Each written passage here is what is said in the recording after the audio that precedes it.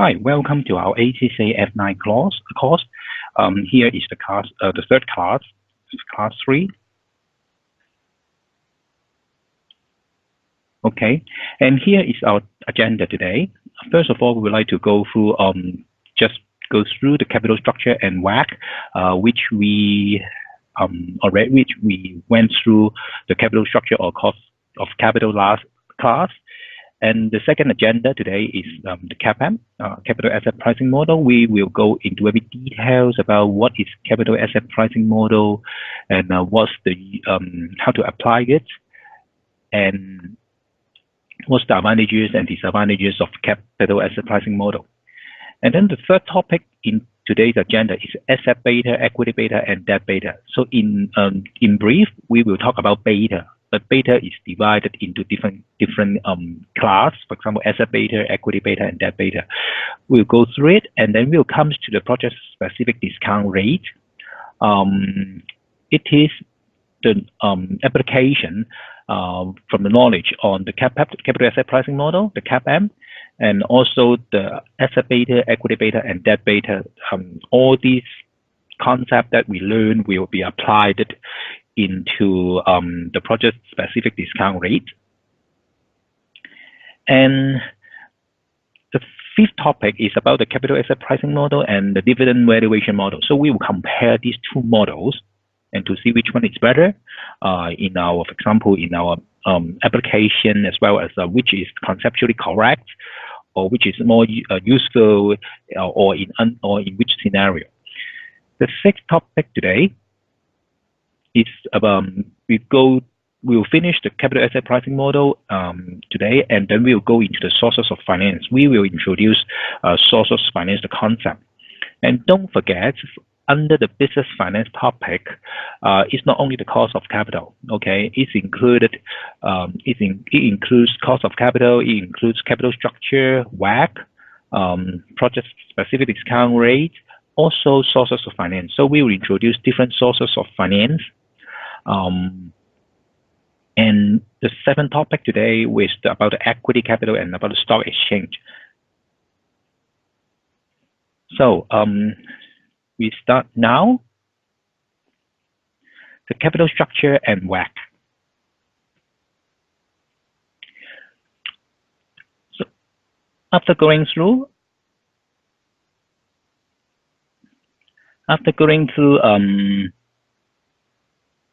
the topics that we discussed before, I think some of you will know that the capital structures in our syllabus, in the ACCA F9 syllabus, is quite important to us. And for the views, there are two different views about the capital structure or the WACC. So let's go through it. The first of all is traditional view. The other is Modigliani-Miller view, which we named is M&M view. So in brief, for the capital structure, there's two schools of thoughts. Which one is a very traditional view that if you, for example, to have the gearing, it will help to lower the WACC, the weighted average cost of capital. But in some time, the WACC, the weighted average cost of capital, will be increased. We will go through in details about the traditional view later. And the other is the Modigliani-Miller view, which is an M&M view. This view is different. Okay, this view is different. This view, the conclusion of this view is there's no change of the WACC, no matter what is the gearing ratio is. So for today, after this discussion of the M&M view, we'll go through the Pecking Order Theory, okay, which is also an traditional view on selecting which sources of financing in the company funds raising or the capital used. So we'll discuss it, the Pecking Order Theory later, followed by M&M view. So the traditional view, what is it? Okay, its belief is an optimal capital structure exists. the optimal capital structure exists, or the lower WACC for a business exists.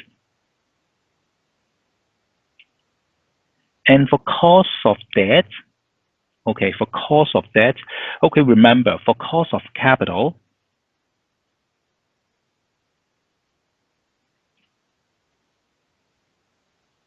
okay, it's about the cost of equity and cost of debt, okay, but weighted, okay, it's the weighted average cost of capital, the WACC. And here, when we talk about cost of debt, okay, the assumption behind traditional view is it is flat until some critical point, okay? And for cost of equity, it is flat.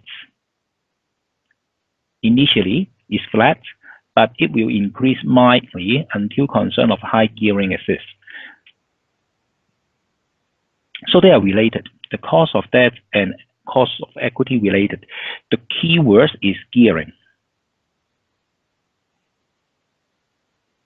Okay, when the gearing increase, cost of debt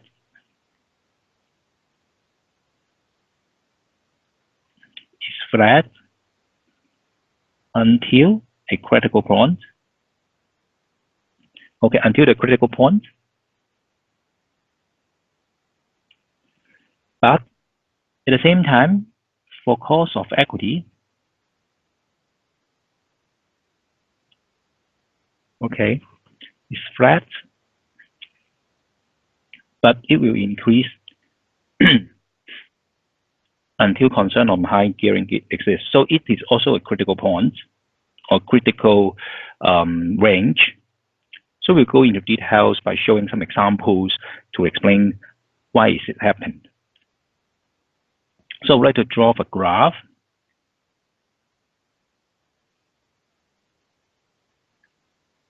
Here is the gearing.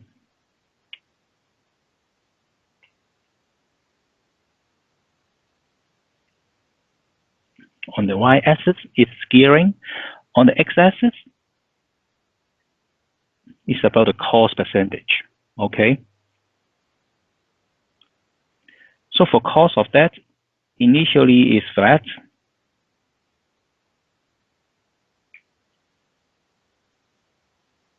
Right? It's flat. And for cost of equity, initially is flat as well. So remember, ROE,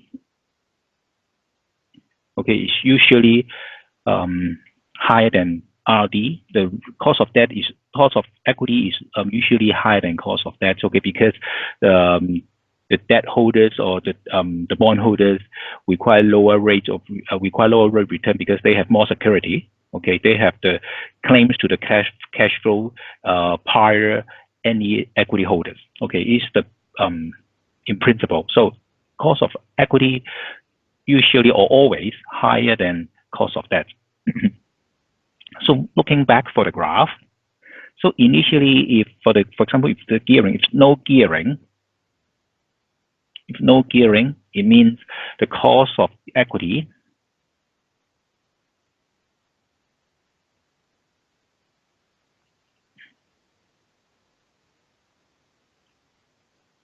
cost of equity is the WACC because there's no gearing. Okay, the weighted average cost of debt is 0 because no equity, no debt.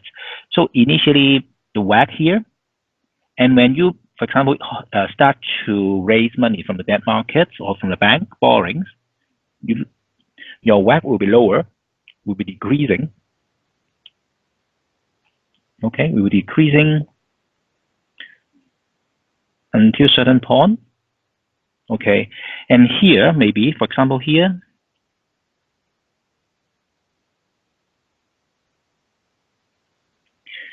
when you increase the gearing, increase the gearing until this point, the critical point, the cost of that start to increase. okay, start to increase. And for cost of equity, maybe here, I say here is point Y. Okay, in point Y, the cost of equity start to increase, for example. Okay, so the WACC, the weighted average cost of capital, start decline until point Y, and then the benefits from increasing gearing will be smaller, be flat.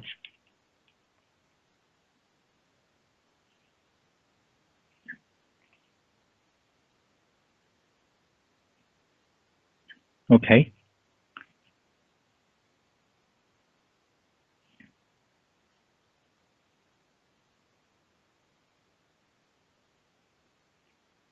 Okay, so here the graph illustrates the WACC initially is decreased when the gearing increase. So for the first stage,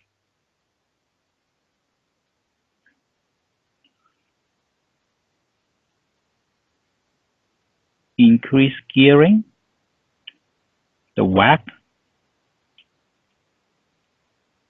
decrease. Okay, so from before Y, okay, here is before Y. So increase your gearing until Y, okay, is benefit. But from Y, okay, the cost of equity increase because the equity holders right now, they are aware of the risk of gearing or the financial risk increase. So the financial risk increase, they require higher return of their equity investment. So in the second stage,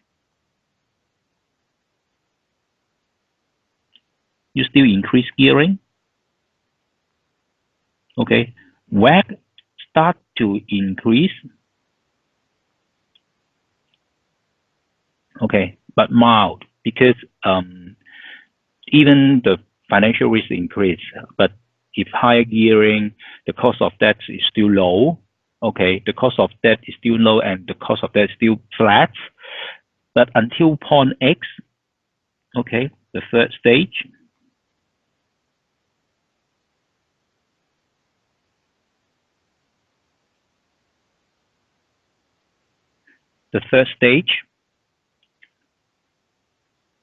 increase gearing, you increase WACC. Okay. So here I divided there are three stages, okay, to explain how the WACC will be or is look like under traditional view. Okay, in the first stage, the gearing increase, your WACC decrease because you enjoyed the lower cost of debt. The weighted average cost of capital is also decreased. Okay, no increase in cost of equity. But in the second stage, you increase the gearing ratio increase, but the cost of equity start to go up. Okay, so the WACC, the benefit of lowering the WACC by increasing your debt level is not so significant, or even the WACC is slightly increased.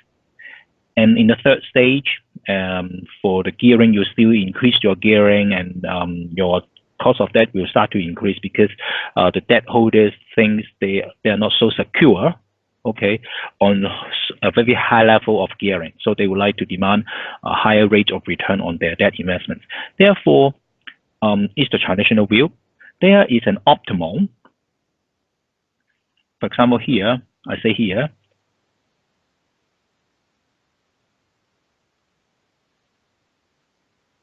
the optimum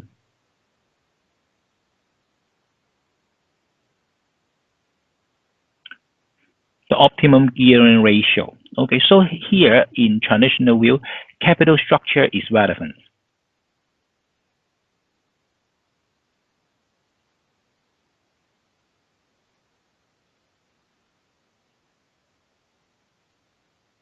It's relevant in lowest WACC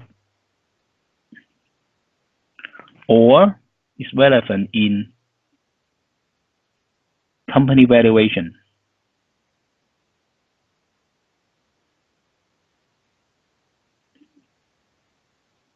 Okay, so capital structure is relevant in the lowest WACC or company valuation. Here is the traditional view.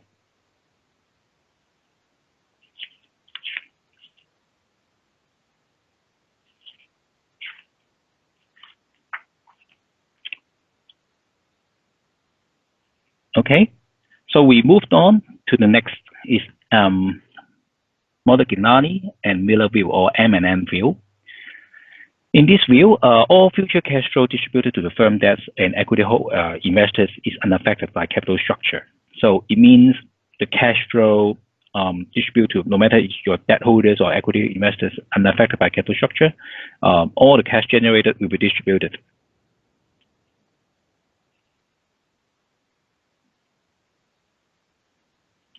Okay, all the cash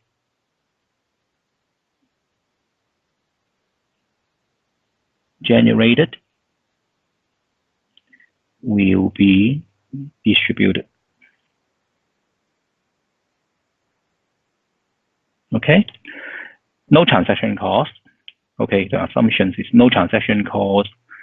All cash generated will be distributed to firms, debt holders and new equity holders, which is unaffected by capital structure. And third is no arbitrage.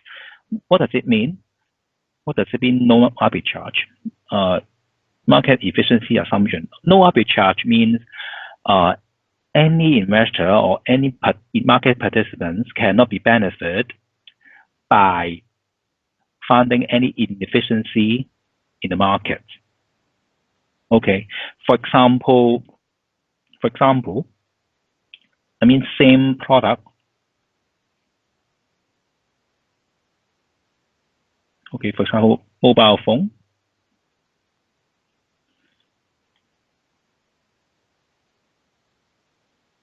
Same product. Okay, for example, mobile phone is the same model. No matter you are in Japan or UK, okay, you got the same mobile phone, okay, without any difference. Okay, the mobile phone is the same. So for example, if in terms of US dollars, both Japan and UK may be, for example, selling 400. Okay, then it is an efficient market because you cannot buy in Japan and sell in UK to make any profit.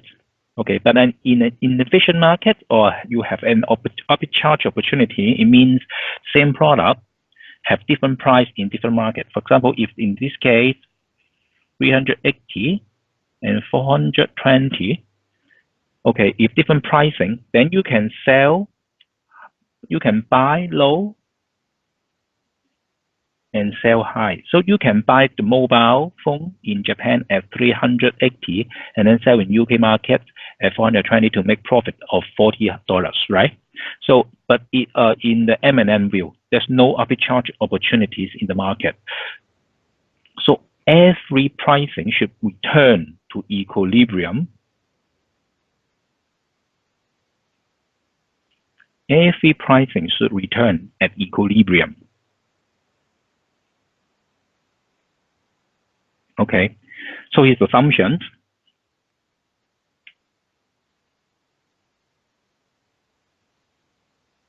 And the graph.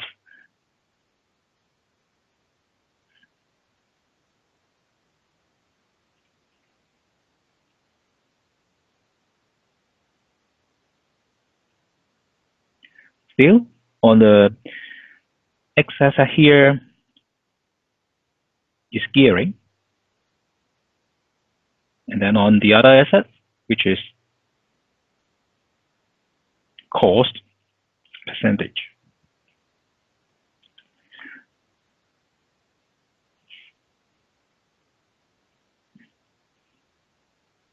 Okay, here, it assumes the cost of debt is constant.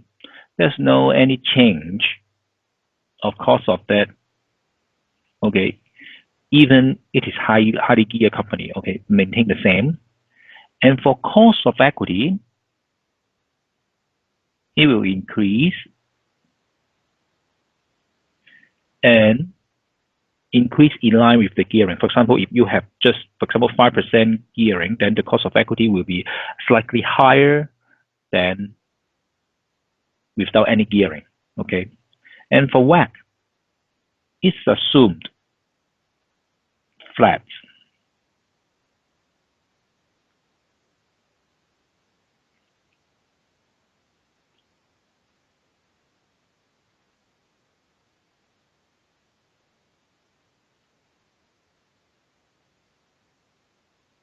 Okay. Here, I would like to explain, for any increase in the cost of equity here, for any increase in cost of equity here, okay, the benefit by gearing, I mean the lower cost of debt, will have to make the WACC, the weighted average cost of capital, at the same level. Okay, so what's the implication of M&M view in the capital structure? What's the view? Okay, or the implication? The implication is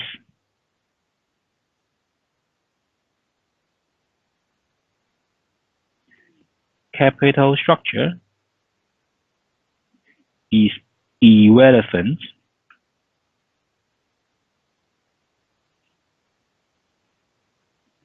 to WACC or company valuation. Okay, capital structure is irrelevant to WACC or company's valuation because you increase the gearing. Okay, you increase the gearing level of the company, your higher gearing ratio, but the WACC is just the same, no change. So irrelevant. The capital structure is irrelevant to the WACC. There's no lowest WACC, or there's no optimal capital structure.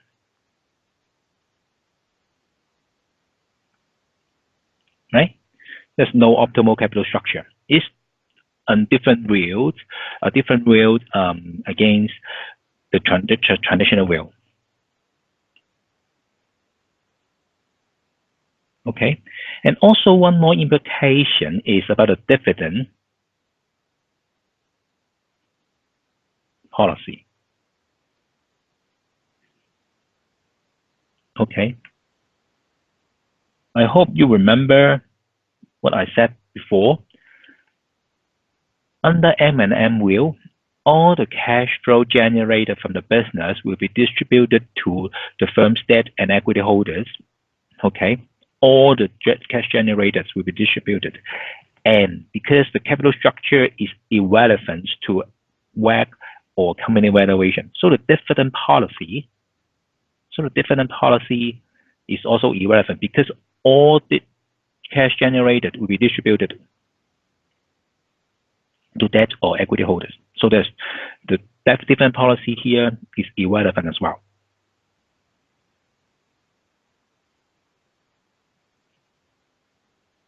Yes, here I repeat, all earnings are distributable and dividend policy is irrelevant.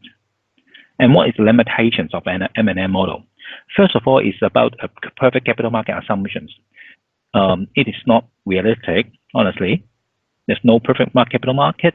For example, the arbitrage can exist. You can, for example, buy some, even buy, I quote one example is you buy the stock, the shares. Maybe the shares are listed in two markets, one in UK, the other is US, but different markets have different market investor or market participants. So they have different view of the stocks of the company, and the price can have different. There's some arbitrage opportunity in the reality, but okay, for M&M view, in assumed perfect capital market, And investors and corporations can freely borrow land at the same rate. So it is not realistic as well. Okay. For the lending rate and the borrowing rate is different. Okay. They cannot be the same, no matter you are the individual investor or corporation. And shareholders are rational. Okay. Sometimes shareholders are not rational. They are emotional. And tax. Okay. Here, in the M&M view, what we discuss is no tax. There's no tax benefits from borrowing. Okay, but in reality, the interest expense is tax deductible. You can enjoy the what we call is interest tax shield. The interest tax shield can help the company to lower the overall cost of capital. So, in this assumption, okay, there's a limit, okay, to apply the M&M rule. All cash flow are perpetually, and that is permanent. Okay, all these are limitations in the M&M rule. And next part, we'll discuss about if one of the assumptions under M&M is about a tax. Okay, we just assume there's a tax. There's a tax. What's the impact to the company valuation or the WACC? Okay, there are two types of tax. One is corporate tax. Okay, it will affect the company's cost of capital or valuation. Okay, the other is individual tax. Okay, it affects the investor's attitude toward different financial products. Okay, for example, if there's some tax benefit in investing shares, for example, the dividend, you don't need to pay any tax for dividend or any capital gains by selling the shares. It will help the investors or more attractive to buy the shares. But if we have the capital gains tax on selling the shares, if you make money, then the investors will have consideration by investing in the company shares. Maybe they move on to buying the other financial products. And in interest payment on that allowable for tax purposes, this benefit is called interest tax shield. It is for company view or for corporate view. Okay, not for individual. Okay, make sure you understand. Okay, for interest tax shield is for company or corporate. Okay, don't mix up. Okay, any benefits to individual. Okay, there's no benefits for individual. There's not interest tax shield for individual. So what's the M&M view with corporate tax on the graph showing the WACC, the cost of equity, and cost of debt?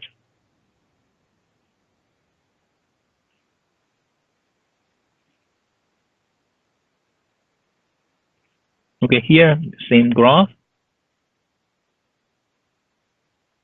Gearing, cost percentage, and okay, for cost of equity, okay, and for cost of debt, okay, they're the same. Okay, remember the same chart as in the M&M without any tax. Okay, here is with tax. But for WACC,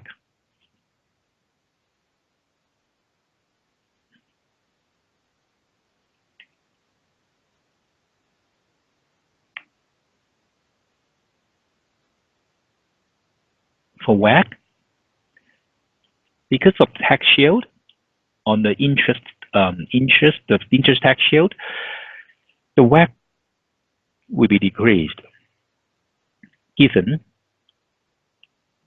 the gearing ratio increase.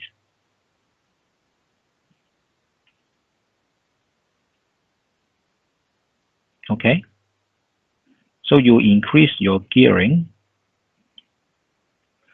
you are benefit.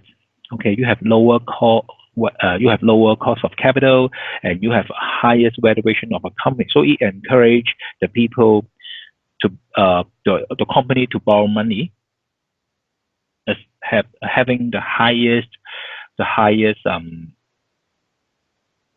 gearing as much as possible. So here, increase gearing. Okay, you increase company valuation,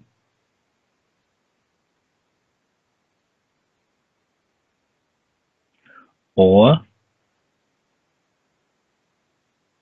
lower WACC.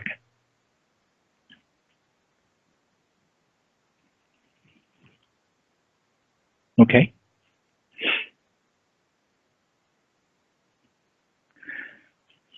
So we finish the discussion about the M&M wheel. We talk about the M&M wheel with tax or without any tax. So I hope you understand what's the difference between them, because in the examination, I remember some multiple choice questions, maybe testing the concept. Then these questions are best for the multiple choice question or the objective test question in session A. And move on, okay, the pecking order theory. Pecking order theory is an alternative of traditional theory. It just states the preference, okay, the preference of source of finance, the order of preference. Okay, first of all, it asks, it is a simple question. The preference is on retained earnings first. For example, if you have any funding list, first of all, check whether you have any retained earnings. You can utilize the retained earnings in your new investment. So it's just a preference. Second is debt. Okay, second is debt. So after earnings, retained earnings, you can go to the bond market, the debt market, or to go to the bank to borrow money, and then convertible debt. Okay, convertible debt means that when the debt is matured, the debt holder have the right to convert the debt into shares, but it depends on the share price, honestly. If the share price is so low, maybe they are not benefited by convert the debt into shares. They will just ask the company to pay back all the money that they invest. And the fourth is the preferred shares. The preferred shares is the preference shares. Okay, preference shares is the preference shareholder have the right to claim dividend prior to the equity shareholders. Okay. And last but not the list is the equity shares and ordinary shares. So it means the company should first of all is to look for money in their retained earnings, and then go to the debt market, go to the convertible debt, and then next to preference shares, finally go to the equity shares. Because equity shares and ordinary shares increase equity and dilutes the control. Okay. So is the preference, is the pecking order theory explaining the source of financing preference. Okay.